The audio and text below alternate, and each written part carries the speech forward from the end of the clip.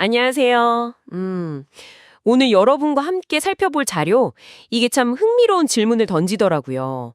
고대 이스라엘의 두 왕, 사울과 다윗 이야기인데요. 자료를 보면 둘 다 모압이니, 에돔이니, 블레셋 같은 주변의 강적들을 상대로 승리를 거뒀다고 나와요. 근데 좀 이상하죠. 왜 유독 다윗의 승리만 그렇게 길고 아주 상세하게 기록되어 있을까요? 사울도 비슷한 업적이 있는데 그건 그냥 몇 줄 언급만 하고 넘어가는데 말이죠. 마치 누가 좀 의도적으로 다윗을 더 부각하려는 것처럼 보이기도 하고요. 오늘 이 기록의 온도차, 그 뒤에 숨겨진 이야기가 뭔지, 그리고 이 자료들이 진짜 하고 싶은 말이 뭘지 한번 깊이 파헤쳐 보겠습니다. 자, 먼저 사무엘하 8장을 딱 보면요. 다윗의 군사적인 성공이 정말 화려하게 펼쳐져요. 블레셋, 모압, 소바, 아람, 에돔, 이스라엘 주변 민족들을 차례로 굴복시키면서 영토를 넓히고 또 왕국의 기틀을 다졌다는 거죠. 특히 그 모압을 정복할 때는 보면 세 줄 중에 두 줄 사람을 죽였다. 이런 기록도 있고 상당히 단호한 면모를 보여주고요.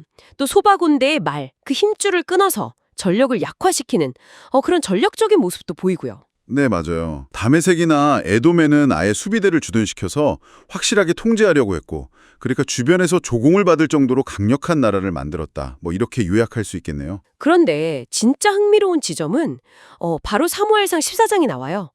여기를 보면 사울왕 역시 모압, 암몬, 에돔, 소바, 블레셋 이런 족속들을 상대로 싸워서 이겼다고 분명히 기록되어 있거든요. 아, 거기도 나오는군요. 네, 다윗이 싸웠던 상대랑 이름이 상당히 겹치죠. 그런데 정복한 대상만 놓고 보면 두 왕의 성과가 사실 놀랍도록 비슷하다는 겁니다. 그러네요. 거의 대여섯 민족씩 이긴 거네요. 그렇죠.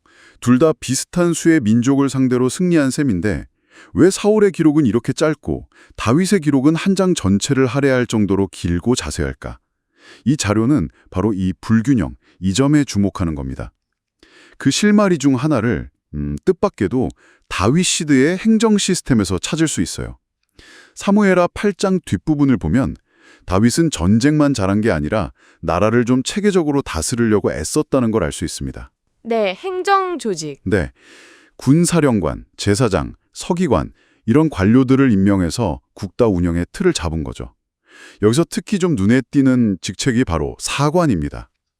여호사밧이라는 사람이 맡았는데 이게 뭐냐면 왕의 활동이나 중요한 사건들, 그러니까 역사를 공식적으로 기록하는 역할이었어요. 아, 역사 기록관이군요. 네, 자료에 따르면 이 사관 제도는 이스라엘 역사상 다윗 때 처음으로 도입된 것이라고 해요. 아마도 그 당시의 선진 문물이었던 이집트의 영향을 받았을 가능성도 좀 제기하고 있고요. 아하, 그렇군요. 그럼 혹시 사울 시대에는 이런 공식적인 역사 기록관이 없었기 때문에 그 업적이 상대적으로 좀 덜 상세하게 남았을 수 있다. 이런 건가요? 반면에 다윗은 사관을 딱 두어서 자신의 업적, 특히 전쟁에서의 승리를 아주 체계적으로 남기도록 했고, 이게 후대에 전해지는 기록의 양이나 상세함에서 차이를 만든 결정적인 이유 중 하나일 수 있겠다. 이런 해석이군요. 네, 맞습니다. 그럴 가능성이 충분히 있죠. 이게 단순한 기록 시스템의 유무 차이를 넘어서 어쩌면 후대에 뭔가 특정 메시지를 전달하려는 그런 잠치였을 수도 있겠네요. 바로 그 지점입니다. 이 사관의 존재가 기록 분량의 차이를 설명하는 아주 중요한 열쇠가 될 수 있어요. 그런데 이 자료들은 여기서 한 걸음 더 나아가거든요. 그렇다면 왜 그렇게 상세하게 기록했는가? 그 기록이 궁극적으로 무엇을 말하고 싶었는가? 여기에 초점을 맞춥니다. 기록의 의도 말이죠. 네, 그 핵심이 바로 사무엘하 8장 6절과 14절에 반복해서 등장하는 구절입니다. 다윗이 어디로 가든지 여호와께서 이기게 하시니라, 이 구절이요. 근데 원문의 뉘앙스를 좀 더 살려보면 여호와께서 다윗을 도우셨다에 더 가깝다고 하네요. 즉, 이 자료들의 해석은 이렇습니다.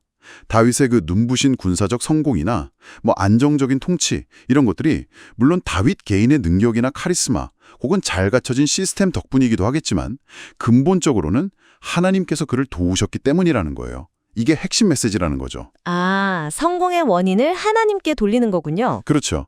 심지어 1절에서 블레셋에게서 메대감마를 빼앗았다는 표현도 나오는데 이게 단순한 지명이 아닐 수 있다는 거예요.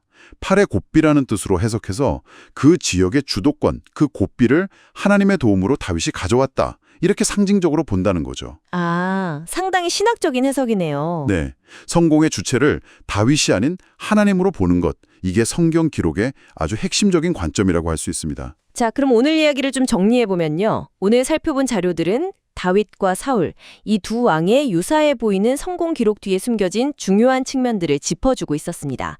첫째는 다윗 시대에 처음 도입된 사관이라는 공식 기록 시스템. 이게 기록의 상세함에 영향을 미쳤을 수 있다는 가능성. 네, 기록 시스템의 차이. 그리고 둘째는 더 나아가서 그 상세한 기록들이 다윗 성공의 진짜 근원을 인간적인 능력보다는 하나님의 도우심으로 돌리려는 아주 뚜렷한 신학적인 관점을 반영하고 있다는 점이었습니다. 맞습니다. 기록의 목적 자체가 달랐을 수 있다는 거죠. 이 이야기는 우리에게 이런 생각을 좀 던져주는 것 같아요. 우리가 어떤 성공이나 업적 혹은 기록을 접할 때 그냥 겉으로 드러난 결과나 내용만 볼 게 아니라 그 너머를 좀 볼 필요가 있지 않을까 하는 거죠. 그 기록이 어떤 과정을 통해서 또 누구에 의해서 쓰였는지, 그리고 그 성공의 근본적인 동력을 무엇이라고 이야기하고 있는지 이런 것들을 좀 더 깊이 생각해 볼 필요가 있다는 겁니다. 여러분은 오늘 이야기에서 어떤 부분을 더 곱씹어 보고 싶으신가요?